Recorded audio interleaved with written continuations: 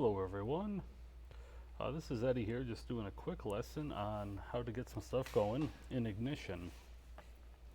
So you can see that I just created a real simple page here, and it just has a tank, and this is only using the data that's in Ignition.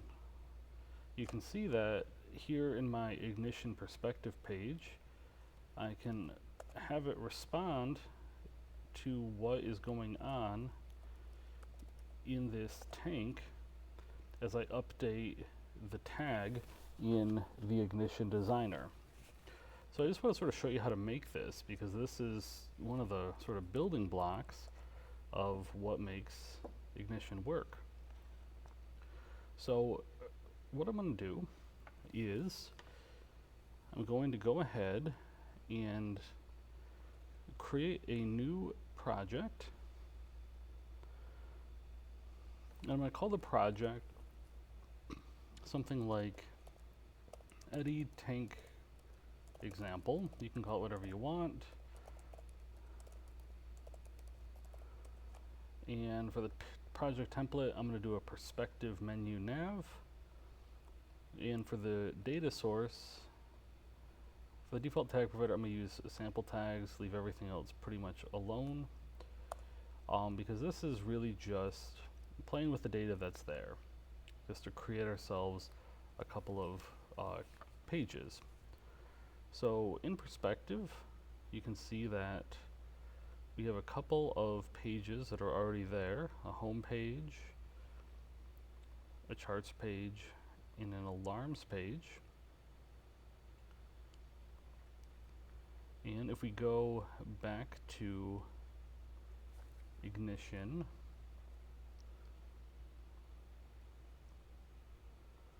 you can see this is that tank example, and that's what we're seeing in Ignition perspective. Perspective is pretty nice because it's kind of like basically a web page. You could also access it on your phone if you configure it correctly, where Ignition Vision is more of like a traditional HMI. Both are fine to use. I like perspective just because it opens up right here in your browser. So we got to create ourselves a new page, and we want to go ahead and add some data to it.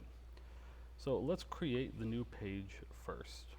So I'm going to go to the page and just do right click, do a new view, and I'm going to call it tank. I'll leave it as a coordinate container. And right now, if I refresh my page, well, I got to save it first.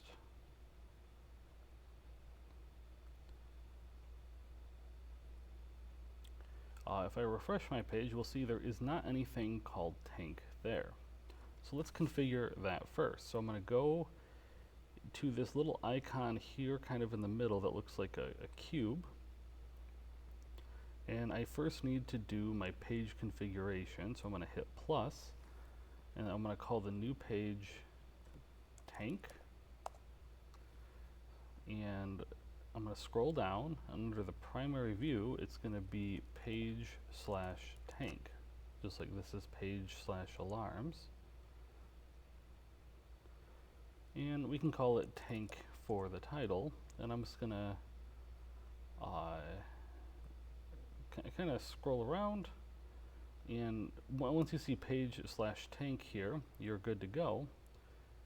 If I go back to perspective and I refresh it, we still don't see it, but you can see if I click in alarms, and then in my up here, if I change it to tank, oh, it doesn't like it. Let me try capital T. Sometimes it just takes a minute to update. Also, I don't think I saved it, so that might also have something to do with it. Save. And every time you save it, it pushes the updates. So let's refresh, and it still says not configured, but it should update shortly. The other thing that we want to do is we want to go into docs and then menu. We want to be able to access it on the side here. So if I click on this, you can see at the top we have items 0, 1, and 2, which are going to be the first three kind of sidebars I can navigate to. So I'm going to add an item. This will be item 3, and the target is going to be the tank page. So I'm just going to type tank, and the label is going to be tank. And you can see these guys have a fun icon, so I'm going to go ahead and hit this path button. I'm going to give myself a fun icon that this looks sort of like a tank, I guess. So there is tank, and again I'm going to save it. And now we can see the tank page, and we can see that there is nothing on it. So it did update, but we don't have anything. So now we want to go into that tank page, and it says drag a component into the container. So what we're going to do is we want to drag a display. So there is a display, there's a bunch of these called a tank.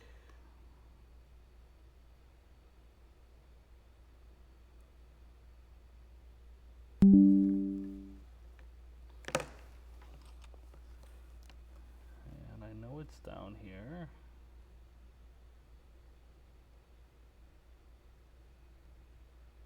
I'm going to just search up here for tank, cylindrical tank, that's what it is.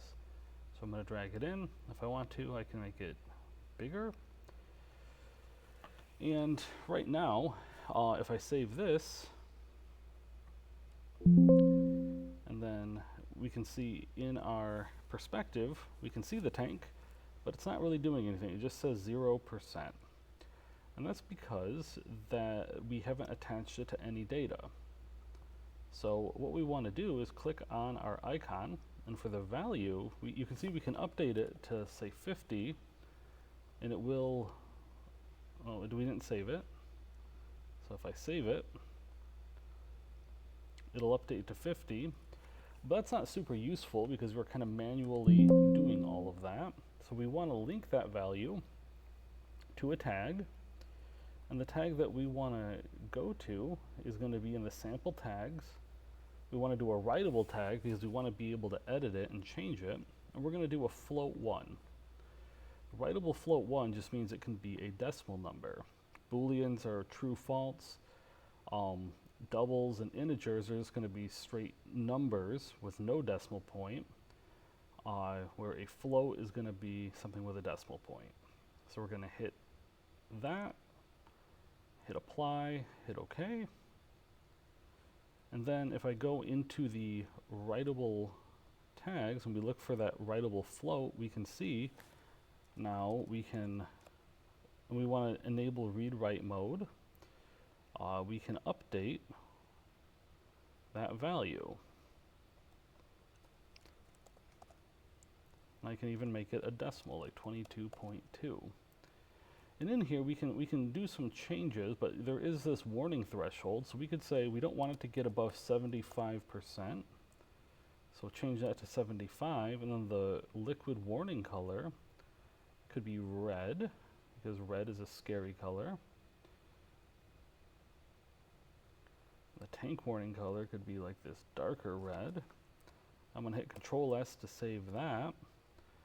And now we can see it's at 22%. And if I update this value to say like 97.5, now it is that scary red. And that's basically how you configure it. So this tag is something that's built into Ignition in the sample tags, but we could also be getting it from a PLC. And if we adjusted that tag in the PLC, or if that PLC was tied to some kind of sensor, it would update accordingly. So just showing how to build a real simple page in Ignition Perspective so you can start to build an interesting project that starts giving real data to people. So thank you for watching, and I'll catch you in another video.